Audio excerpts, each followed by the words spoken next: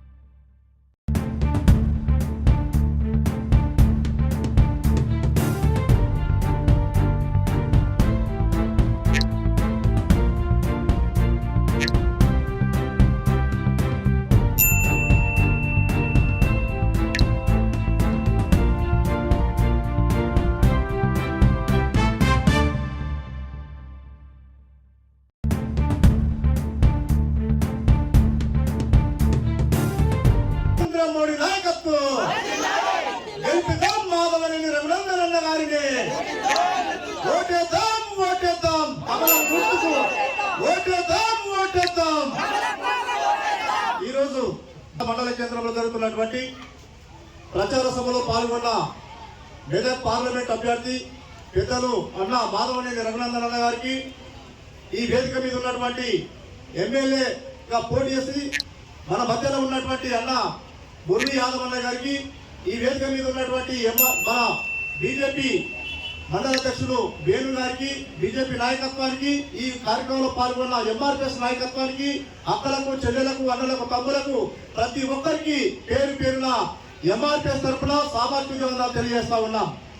మరి సోదరులారా, వాస్తవానికి మన లోకల్ పరిస్థితి ఒక్కసారి ఈ రాష్ట్రంలో అనేక మంది మార్గలము ధైర్యంగా మేము బీజేపీ ఓటేస్తామని చెప్తున్నాం. మీరు అంటున్నా లేదా? మీరు ఓటేస్తామని అంటున్నా లేదా? బీజేపీకి మేము మార్గంగా బాగా బీజేపీ ఓటేస్తామని అంటున్నాం, కమలం గుర్తుకు ఓటేస్తామంటున్నాం. మీరు అంటున్నా లేదా?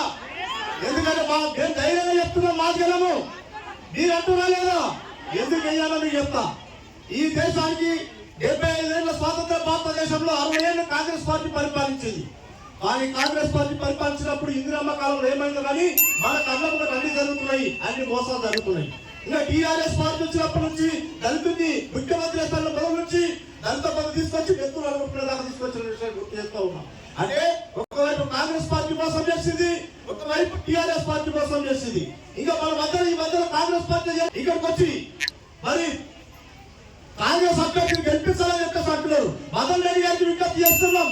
మా పిల్లల త్యాగాలు మా సరిపడ మండలం కావాలని పోరాటం చేస్తే సెల్టవర్ మీద కూర్చొని సెల్టవర్ మీద కూర్చొని మా పిల్లలకు ఒంట్లో చెమటలు ఆడుతుంటే ఒళ్ళంతా వణుకులు బట్టి పిల్లలు కింద వాడు వచ్చిపోతున్నాయి. అంటే ఏ ప్రత్యేక జీవో చేస్తారు, మండలం చేస్తారు అన్నారు కదా.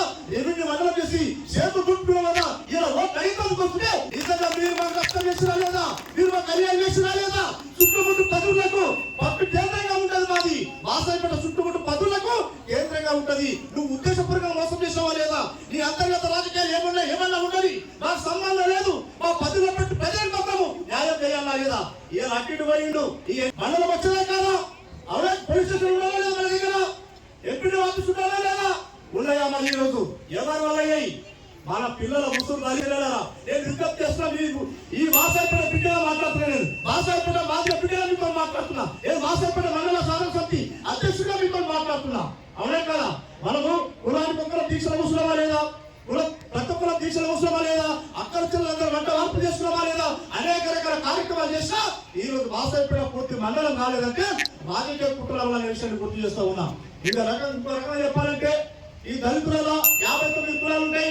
59 కులాలకు సామాజిక న్యాయం జరగాలంటే మానవులే కాదు, అయ్యో మానవ 59 కులాలు ఉంటాయి. గోచోళ్ళు, సింధోళ్ళు, టక్కరోళ్ళు, బయలు, కలుపులు ఇట్లా 59 కులాలు ఉంటాయి. వాళ్ళందరూ న్యాయం జరగాలంటే రాజ్యాంగంలో ఉన్నటువంటి రిజర్వేషన్లు 59 కులాలకు సమానంగా జరగాలని చెప్పేసి ఎంఆర్పిఎస్ ఆధ్వర్యంలో మందకృష్ణ మాదిగ నాయకత్వంలో 30 ఏళ్ళుగా పోరాటం జరుగుతూ ఉన్నది.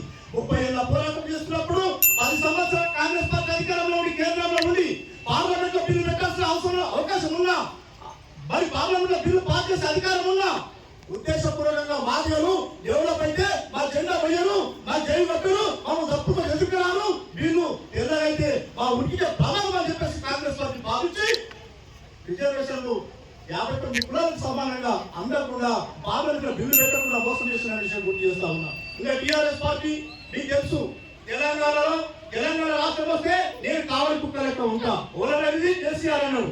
ఎవరన్నారు? దళితులు ముఖ్యమంత్రి చేస్తా, నేను కావలి కుక్క లెక్క ఉంటాను.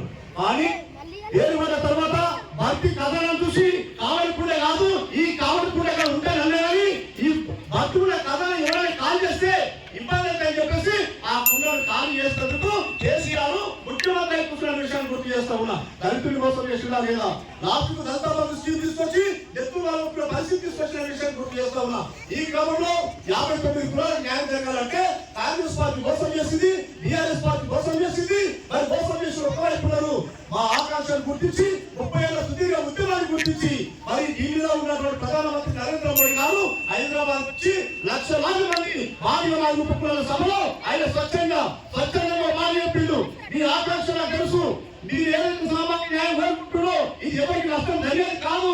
59 కులాలకు న్యాయం జరగాల్సిందే. ఖచ్చితంగా మీరు వెంట ఉంటా, మీకు వర్గీకరణ చేసే బాధ్యతను తీసుకుంటా. నేను 3వసారి ప్రధానమంత్రి అయితే ఖచ్చితంగా పార్లమెంట్ లో బిల్లు పెట్టాలని చెప్పేసి స్పష్టంగా ఆలోచించిన విషయాన్ని గుర్తు చేస్తున్నా. ఈ విషయాన్ని దృష్టిలో పెట్టుకొని మందకృష్ణ మాదిగ రాష్ట్ర వ్యాప్తంగా అంతేకాదు జాతీయ స్థాయిలో దేశ వ్యాప్తంగా కూడా మాదిగలు బీజేపీ పార్టీకి సపోర్ట్ చేస్తున్న విషయాన్ని గుర్తు చేస్తా ఉన్నాం. మరి దీనందరూ కూడా అన్ని కులాల్లో ఉన్నాం కదా, ఒక్కొక్క కులాంలో సెంటిమెంట్ ఉండదు కదా. నేను మాదిగలుగా బీజేపీ పార్టీ సపోర్ట్ చేస్తున్నప్పుడు మీరు అంతా చేయాలా లేదా? చేయాలి కదా? ఎవరు చేయాలి? బీజేపీ పార్టీ చేయాలి. బీజేపీ పార్టీ అభ్యర్థులు మాధవని రఘునందన్ గారు ఇవాళ మన మధ్యలో ఉన్నాడు.